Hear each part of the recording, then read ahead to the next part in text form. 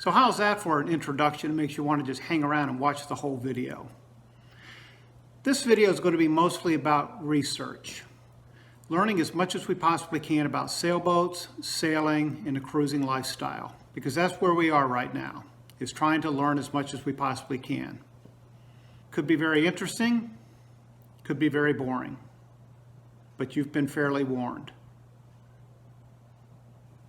You learned in our last episode that it was during our cruise of the Caribbean that the seed was planted to buy a sailboat and sail the world. A lot of the times when Stephanie and I cruise together or vacation together, I wake up a lot earlier.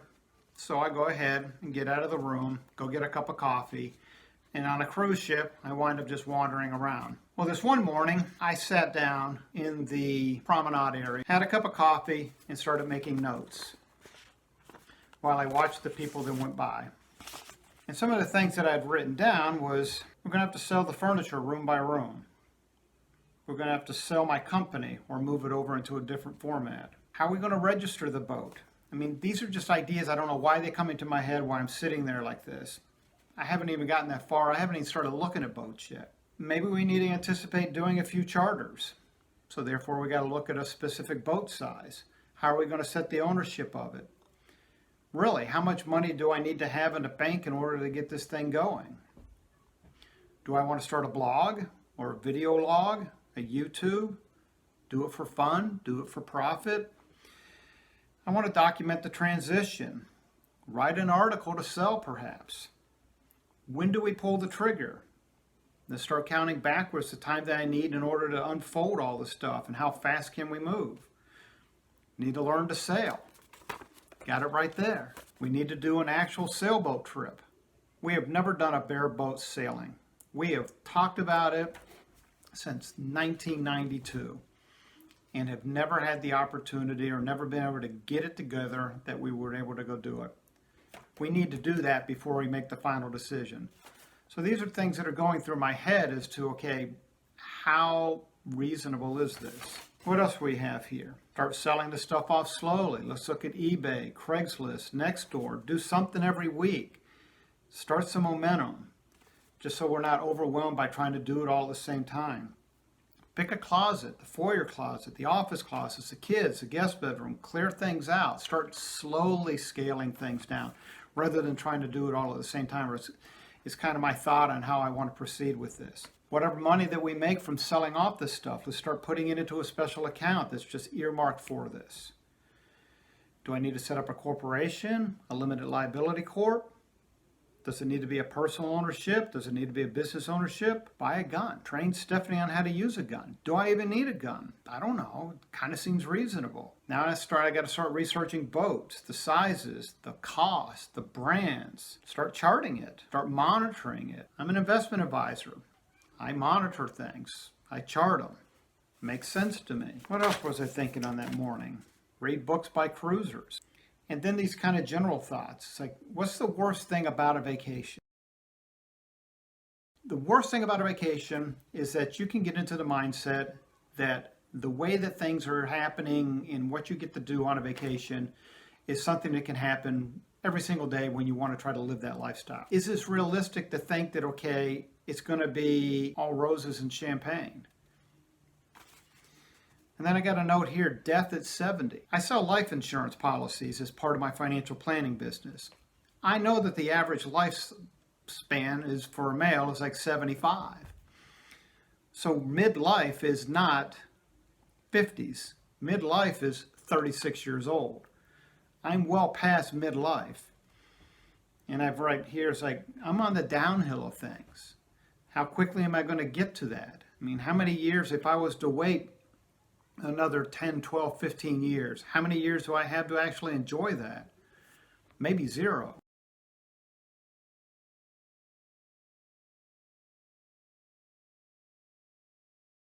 And then as I'm sitting there, early in the morning, I'm watching the old people. There's a lot of older people on cruises. It's the front end of the baby boomers. And I notice them shuffling by with their walkers, with their wheelchairs, one spouse supporting the other spouse, just shuffling.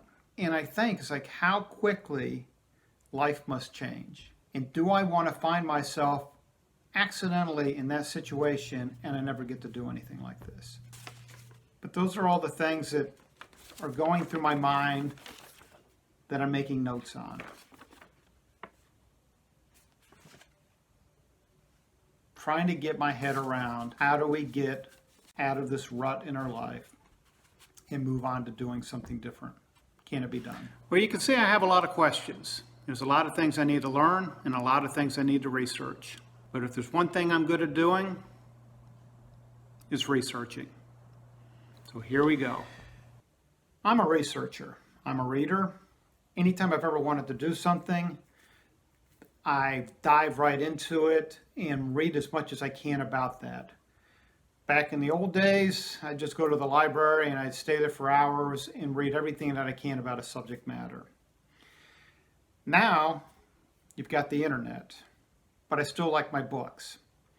So one of the things that I started doing was going to Barnes and Nobles and various other bookstores and trying to find books that have to do with sailing, that have to do with cruising lifestyle, that have to do with sailboats, anything in that realm. They have a Sailing for Dummies. I'm probably the biggest dummy there is right now. So I buy this and start reading this. I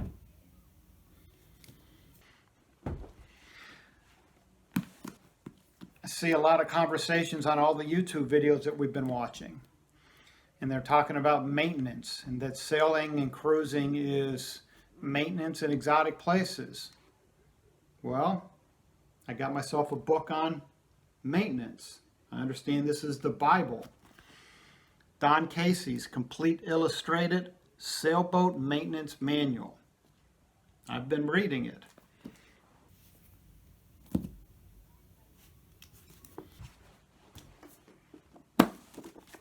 Cooking. Got to know how to cook, know how to provision. Stephanie's been reading this one.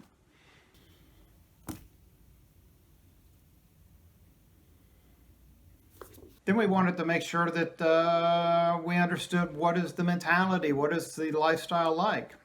There's plenty of books out there that have been written by people who are out there cruising right now. Living aboard a boat.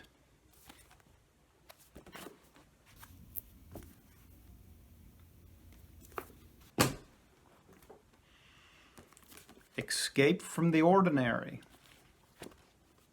by Julie Bradley.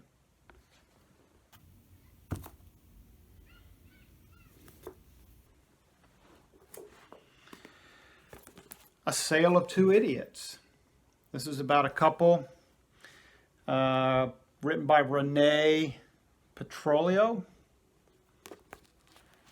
They kind of are doing, or did, exactly what we're thinking about doing, just jumping in feet first. Funny story.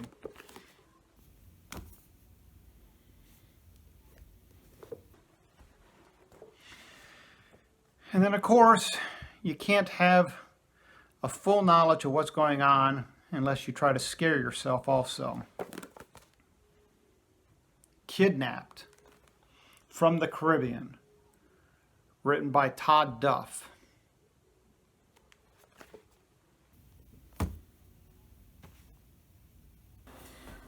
Okay, I've done my book research. I've dug into the magazines and I've got subscriptions. I've sent out emails and I've had telephone conversations. Now this leads me to the next area where the greatest amount of information exists about what it is that we're trying to do and about sailing in general, and that's the internet. And I'm sure it's no surprise to anybody who's sitting here right now watching a video from the internet on YouTube that the internet has a lot of information. People of my generation, though, are still amazed by how much information there is out there. Just about anything that you can think of, somebody has either a website or a YouTube channel or something out there that you can get to and learn more about what it is that you're looking for. There's 3 specific areas that we've been using the internet for. The first is just your general blogs and websites. Websites that are put together by individuals who are either cruising right now, who are sailing, who want to sail, that are trying to do the same thing, that are doing the same thing, sharing their story, sharing their ups and their downs, looking at it from their perspective and putting their twist on it. And some of the ones that we found interesting to this point right now, and I'm still always finding more, would be this couple called Jessica and Ryan's Adventures. They're a young couple. They're still trying to figure out how to get a boat, but they're looking at it and they're doing their research and sharing their adventure, what's going on there. There's this guy out there who was a pilot and had a stroke, couldn't fly any longer, and so he sold everything and he's getting ready to buy a boat and go sailing around with his 2 dogs, which are Labradoodles, and he's calling himself Sailing Doodles. There's a website out there. I accidentally came across him, started reading him and following him.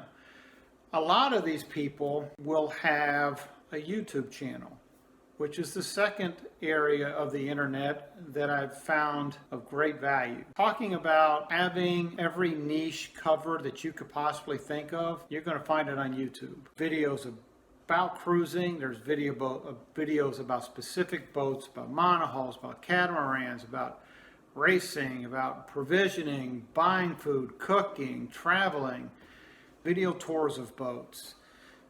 Brokers that are out there sharing their information and their knowledge about everything. And you could do away with all of your TV and do nothing but just watch YouTube videos. Thirdly is going to be shopping. And shopping is made very easy on the internet. There's a lot of websites that offer listings, and some of them are cross-pollinated. Some of them are just specific to brokerages. Some of them, the brokerages just pull from the general centralized database. The 3 main sites that I've been looking at so far is Yacht World, and you can do some very specific filtering to get it down to what you're looking for, or look at everything. It covers the whole world. Typically boats that are being sold by brokers. And as in a real estate market, you can either use a broker and pay a broker, or you can do it on your own. And there's 2 websites that do for sale by owners, which is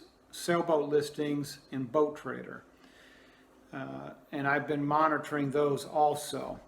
Now, of course, you could busy yourself with looking at, there's a lot of Facebook pages selling sailboats, buying sailboats. There's a lot of Facebook pages out there that just cover, again, every conceivable niche that you can think of. The internet's a huge tool, and I'm spending lots of time surveying, perusing, searching. I'm spending a lot of time searching the various internet sites to help us get from here to there. And then I start taking notes. And I sit down and organize my thoughts. And this is my captain's log. And these are just notes about various boats that I've looked at.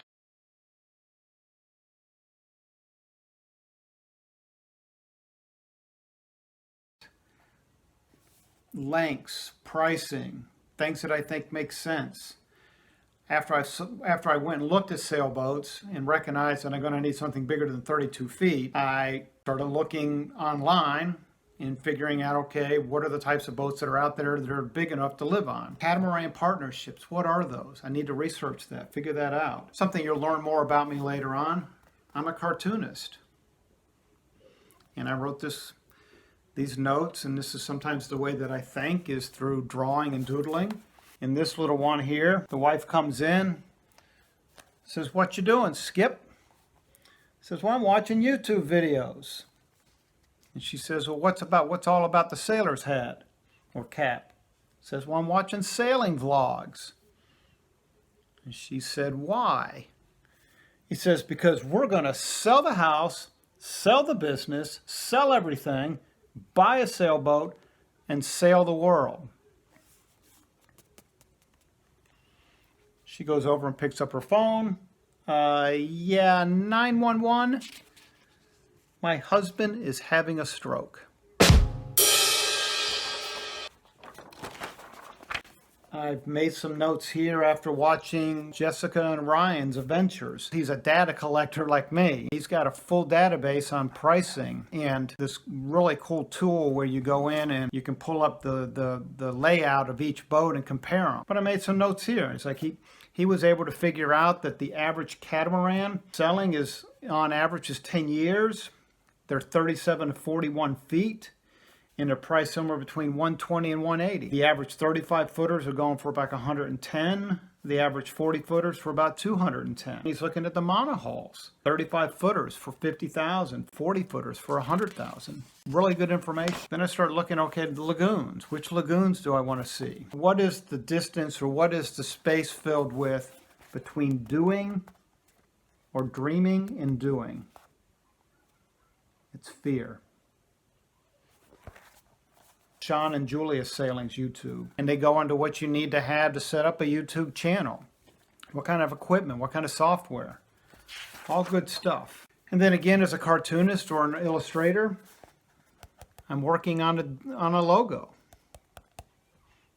This is my idea right now. That would be maybe a representation of myself and Stephanie and Ginger our cat.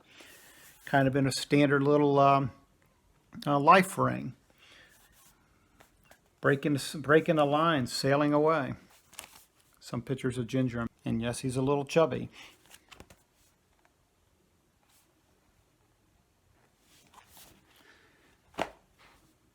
It's just gathering information. And that's mostly what I've been doing this month. Trying to educate myself. Because the last thing I want to do is get out there and be a dummy sailing. Well, congratulations if you made it this far, and thank you for watching. I hope you did learn something. Please check out the comments below because that's where I'm going to list everything and everybody and every website that I touched on throughout the whole video. Unfortunately, there wasn't a lot of B-roll that I could put in there. It's just not that interesting to watch somebody read. Please subscribe, continue to watch as this adventure unfolds, and we try to make our escape from samsara.